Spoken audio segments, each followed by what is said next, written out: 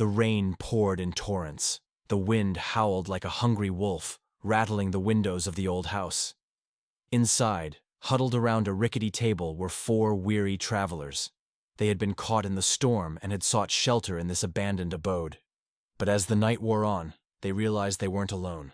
There was something in the house with them, something that made the hairs on their necks stand on end. One of the travelers, a young woman named Elena, had an eerie tale to tell. She spoke of a local legend, a story of a family who had lived in the house many years ago. The father was a cruel man who had mistreated his wife and children, and when he had passed away, his soul had become trapped in the house, unable to find peace.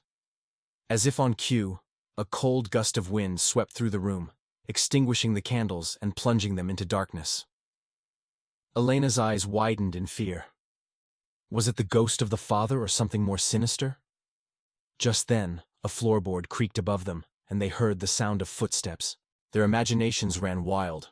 Were they about to be attacked by a vengeful spirit? Then, as quickly as it had started, the noise stopped. Perhaps it was just the wind, they told themselves. But as the minutes ticked by, the silence became deafening. Finally, someone spoke, breaking the tension. It was a man, his voice shaking. He suggested they leave, that it wasn't worth risking their safety for a night's shelter. Elena agreed, but as she rose from her seat, she knocked over a chair. The noise echoed in the stillness, and for a moment, Elena thought she saw a shadowy figure at the window. When she turned, there was nothing there. There was her friends, their faces pale in the dim light, urged her to hurry. They needed to get out of there. As they stumbled through the darkness trying to find the door, they heard a voice. It was a whisper, barely audible, yet it sent chills down their spines. It seemed to come from everywhere and nowhere at once. Elena froze, her heart pounding in her chest. What was that? Her friends, equally terrified, clung to her, their bodies trembling. Then, just as suddenly as it had started, the whispering stopped. Taking advantage of the momentary quiet, Elena called out, asking if anyone was there. Only silence answered her. With newfound determination, she led the way, her hand outstretched, groping for the door in the pitch-black room. At last her fingers touched the cool surface of wood. Relief washed over her as she threw the door open and stepped outside. The rain had stopped, and the clouds had parted, revealing a sky full of stars. As they made their way down the path, the travelers couldn't help but exchange nervous glances.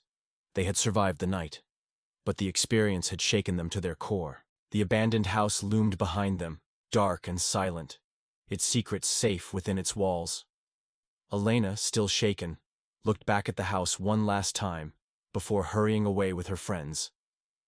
She knew that some things are best left undisturbed, some stories better left untold. And as they walked, they couldn't help but wonder if the ghost of the house was truly at peace, or if it would forever be doomed to wander its empty halls, seeking solace that would never come. The legend of the house on the hill had claimed another set of victims. In the days that followed, the travelers tried to put the incident behind them, but the memory of the ghostly encounter haunted their dreams. They had sought shelter in the abandoned house and faced their fears head-on, proving that sometimes the scariest monsters are the ones we create in our minds. Yet the allure of the unknown had brought them together, and the shared experience forged a bond between them that would last a lifetime.